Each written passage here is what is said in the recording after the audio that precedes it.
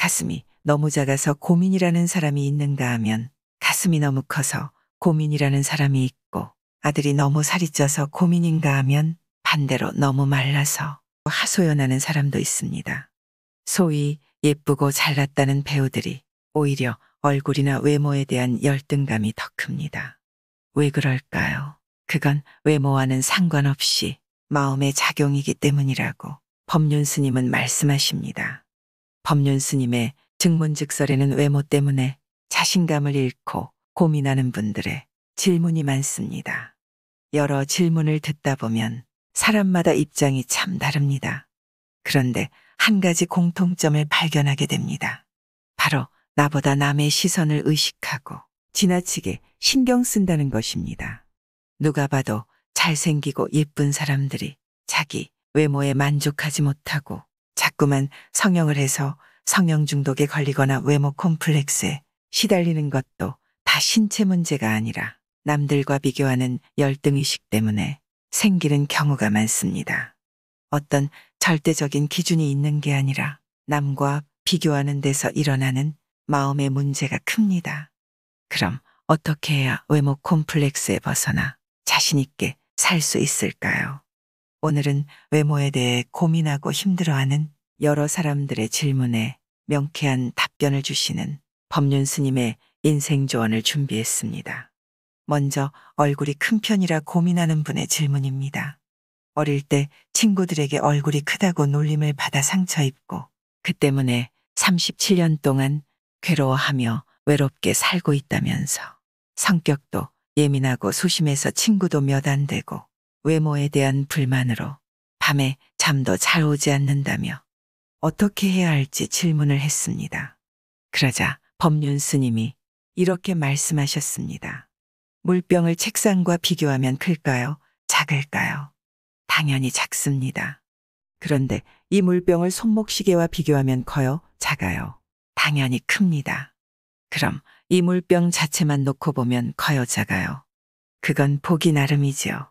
우리는 사물을 서로 비교해서 인식하기 때문에 어떤 때는 크다고 인식하고 어떤 때는 작다고 인식하고 어떤 사람은 크다고 인식하고 어떤 사람은 작다고 인식합니다.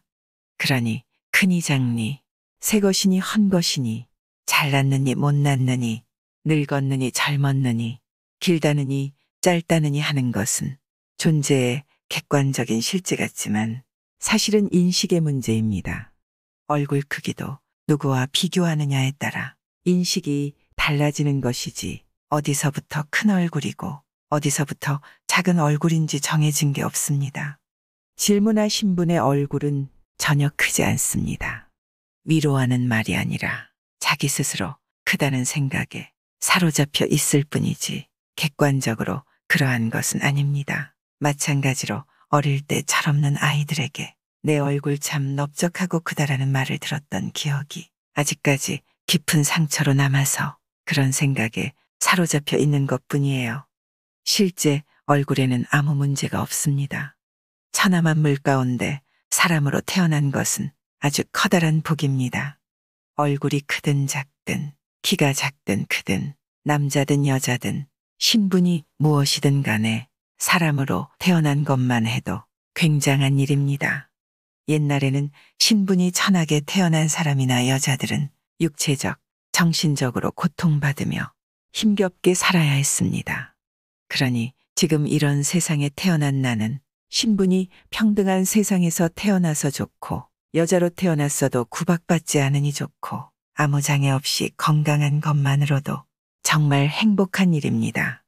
다만 문제는 본인이 몸에 비해서 얼굴이 약간 크다고 느끼는 것뿐입니다. 개미집에 수도 없이 모여있는 개미를 보면 그 많은 개미들의 모습이 다 비슷비슷하게 보입니다. 하지만 개미를 한 마리씩 잡아서 아주 정밀한 저울로 무게를 재보면 그 무게가 제각기 다릅니다. 개미의 얼굴 크기나 눈 크기도 모두 다를 겁니다.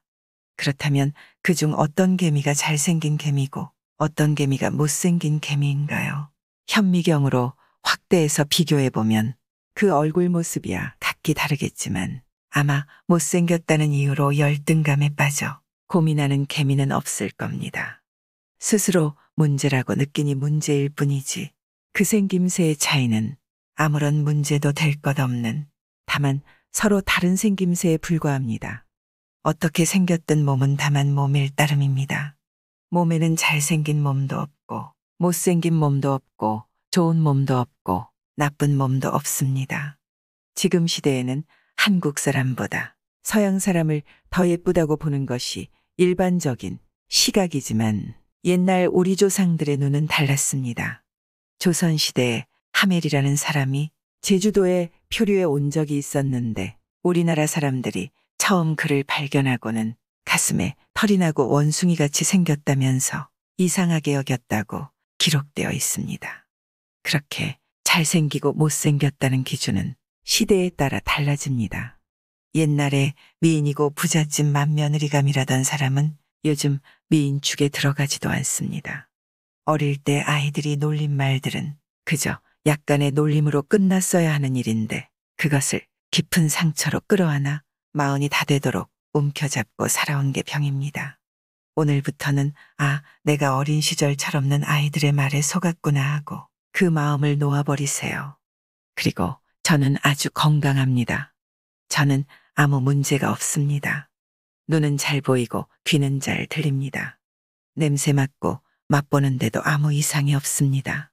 저는 아주 건강하고 좋은 몸을 갖고 태어났습니다. 이렇게 좋은 몸을 주신 부모님께 감사드립니다. 이렇게 기도하세요. 친구들의 가벼운 놀림의 말에 그렇게 깊은 상처를 입는 사람이라면 정신력이 매우 약한 상태입니다. 몸의 문제가 아니라 전적으로 마음의 문제가 있는 것입니다. 열등감이나 우월감은 모두 삶의 기준을 타인에 두고 있다는 공통점이 있습니다. 내 삶을 내가 산다는 주인의식 없이 내 삶을 남과 비교하기 때문에 생겨나는 현상입니다. 그래서 열등감과 우월감은 뿌리가 같다고 할 수 있습니다. 우리가 볼 때 소위 예쁘고 잘났다는 배우들을 만나보면 오히려 얼굴에 대한 열등감이 더 큽니다. 왜냐하면 열등감이 자기 자신에 대한 과대평가와 환상, 높은 기대감에서 비롯되기 때문입니다. 다 잘났는데 눈이 문제야. 다 괜찮은데 코가 문제야. 입술은 괜찮은데 이가 이상하게 생겼어. 이렇게 외모에 대한 콤플렉스가 보통 사람들보다 오히려 많습니다. 결국 열등감은 어떤 절대적인 기준에 미달해서 느끼는 것이 아니고 스스로 세워놓은 기대치에 미치지 못해서 생기는 괴로움이에요. 그런데 마음이 기쁘면 어떠냐? 그보다 훨씬 더 미용해도 좋아요. 마음이 기쁘면 관상도 바뀌는 거예요. 근심 걱정이 많으면 얼굴이 어둡고 마음이 가벼우면 빛이 나요. 그러니까 마음 공부를 하는 게 좋지 얼굴 고친다고 되는 건 아니에요. 너무 말라서 고민이라는 분이 외모 때문에 어린 시절부터 구설수에 종종 오르고 상처를 받아서 사람들과 어울리는 것도 힘들고 일을 하기도 어렵고 무기력에 빠져 지내는데 뭐가 문제인지 질문했습니다. 그러자 법륜 스님이 그건 정신적인 문제 때문이라고 말씀하셨습니다. 외모가 문제가 아니라 외모를 문제 삼는 정신적인 문제가 있는 겁니다.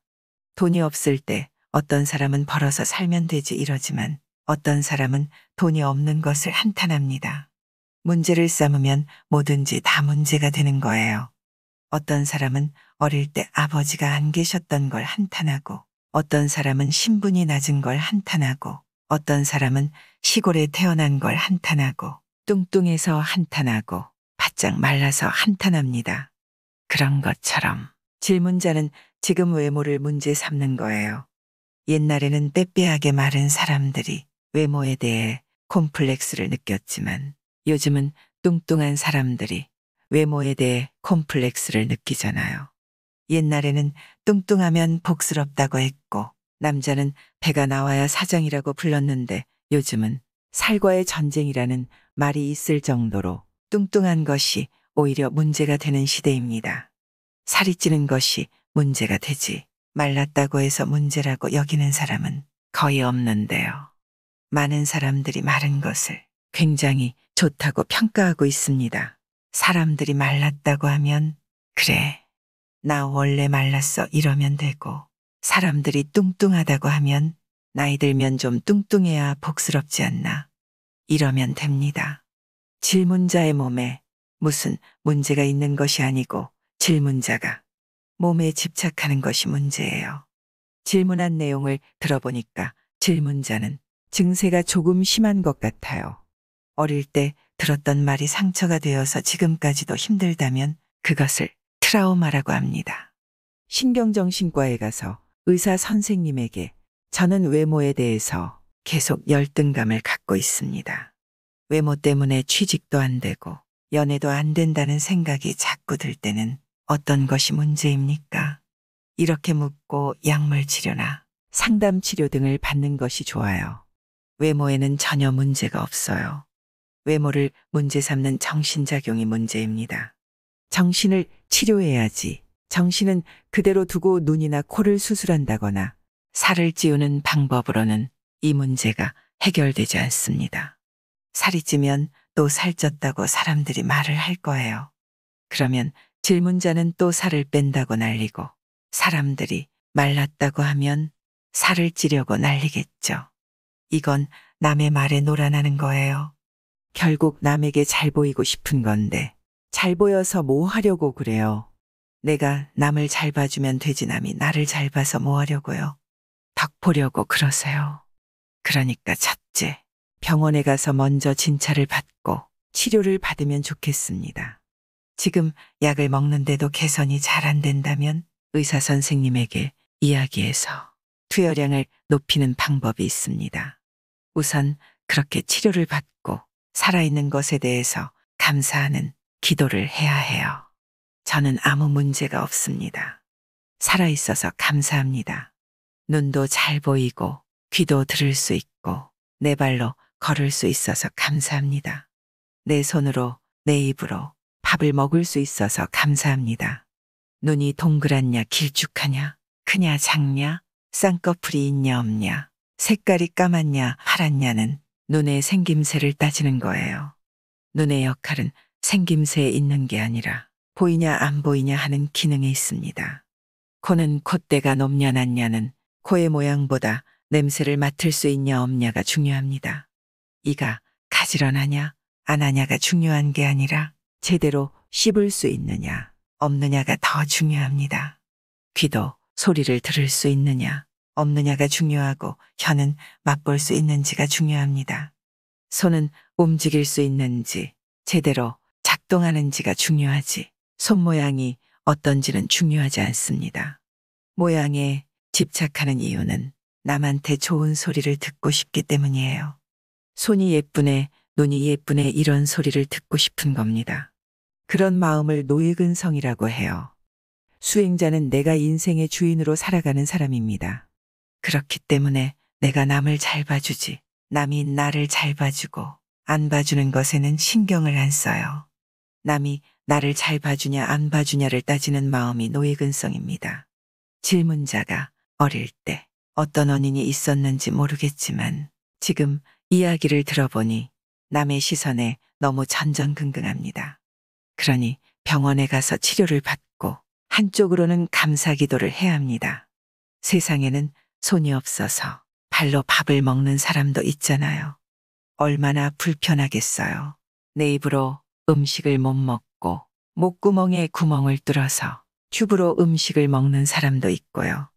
내가 이렇게 눈으로 볼 수 있고 귀로 들을 수 있고 혀로 맛볼 수 있고 코로 냄새 맡을 수 있고 손으로 잡을 수 있고 발로 걸을 수 있는 것이 얼마나 소중한지 알면 머리카락이 희냐 검냐 눈이 동그랗냐 길쭉하냐 코가 높으냐 낮으냐 이런 것은 하등 중요하지 않아요. 그 기능이 작동만 하면 되죠. 기능이 작동하지 못해도 조금 불편할 뿐이지 크게 문제는 없습니다.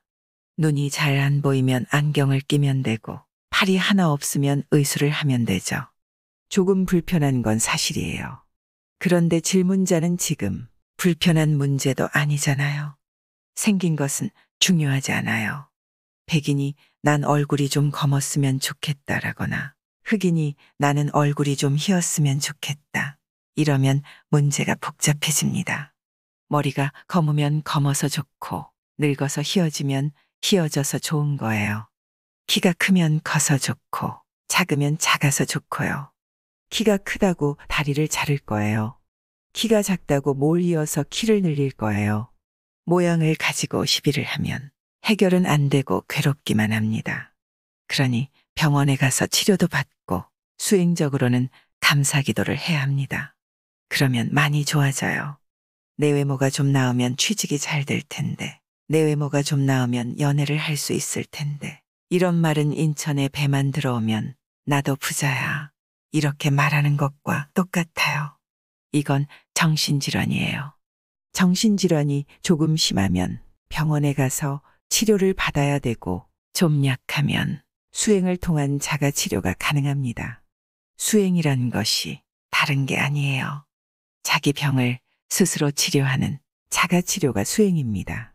어떤 분이 딸아이가 외모 때문에 자존감이 약하다며 어떻게 해야 자신감을 키워줄지 걱정이라며 질문을 했습니다. 그러자 법륜 스님께서 말씀하셨습니다. 걱정거리는 아니에요. 아이들은 그때 그런 생각을 고민하는 게 사춘기 아니에요. 크면 그런 생각 다 없어져요. 그런데 그것을 다 설명해줘서 편안해지게 할 수 없어요. 그런 고민도 하고 연애에서 차이기도 하고 울기도 하면서 그러면서 사람이 크는 거예요. 엄마는 느긋한 우리 딸 학교라도 다녀줘서 고맙다 하면서 기도해야 합니다. 욕심내면 안 돼요. 자꾸만 간섭하거나 잔소리를 하면 정신이 약해서 생기는 문제인데 거기에 부모까지 개입하면 더 힘듭니다. 학교라도 잘 다니면 괜찮다 이렇게 생각하고 아무리 엄마라도 괜히 위로도 하지 말고 뭐라 하지도 말고 그냥 지켜보세요. 우리는 남보다 잘나고 싶은 마음이 있는데 그것이 뜻대로 안 되면 열등감에 사로잡힙니다. 특히 사춘기의 학생들은 첫째가 외모, 두 번째가 성적 때문에 열등감에 사로잡혀요. 그래서 아이들이 거울을 자주 보고 옷에 신경을 쓰는 걸 보면 어른들은 공부는 안 하고 외모에만 신경 쓴다고 야단을 칩니다. 사실 사춘기 때는 이성에게 잘 보이고 싶고 사람들의 눈에 띄고 싶고 어디를 가든 중심에 서고 싶어 합니다. 그게 충족이 안 되면 소외감과 열등감을 느끼고 심해지면 정신적인 충격에 사로잡혀 자학에까지 빠집니다. 또 일부는 우울증에 걸리기도 합니다. 실제로 열등한 것과 열등의식은 별개의 문제입니다. 이 의식이라는 것은 신체와는 별개인 정신작용이기 때문에 아주 우등이어도 열등의식이 생길 수가 있습니다. 여러분들은 나는 코가 못생겼다, 눈이 못생겼다. 하지만 그런 대로 살아가잖아요. 그런데 우리가 볼 때 소위 예쁘고 잘났다는 배우들을 만나보면 이런 사람들이 오히려 얼굴에 대한 열등감이 큽니다. 다 잘났는데 눈이 문제야. 다 괜찮은데 코가 문제야. 입술은 괜찮은데 이가 이상하게 생겼어. 이렇게 외모에 대한 콤플렉스가 많습니다. 열등하지 않는데 열등의식이나 우월의식이 형성되는 이유는 인생에서 몇 가지만 가지고 집이나 학교, 사회가 순서를 매기기 때문입니다. 우월의식은 자기가 잘났다고 폼을 재고 잘난 척하는 데서 생긴다고 알고 있지만 사실 열등감도 우월의식 때문에 생기는 것입니다. 열등감이라고 하니까 열등의식 같지만 실제는 자기가 잘나고 싶다는 우월의식이 밑바탕에 작용하고 있는 것입니다. 존재에는 우월성도 없고 열등성도 없고 서로 다를 뿐인데 내가 그걸 보고 차별을 하는 것입니다. 이것이 저것보다 더 좋다, 더 나쁘다 하는 생각은 존재 자체를 그대로 반영한 것이 아니라 왜곡된 것입니다. 그걸 반야심경에서는 전도몽상이라고 합니다. 사실을 사실대로 알지 못하고 거꾸로 뒤바꿔 알고 있으니 실제와 맞지 않습니다. 안 맞으니까 현실에서 부딪히고 고통과 번뇌가 생기고 자꾸만 자신을 구속하며 괴로워하는 것입니다. 얼굴에 집착하면 외모에 관해 우월의식이나 열등의식이 생깁니다. 열등의식은 무지로부터, 환경으로부터 형성된 것이지 본래 존재가 우월하거나 열등한 것은 아니다라는 이 사실만 우리가 확실히 알아도 열등의식에 사로잡히지는 않습니다.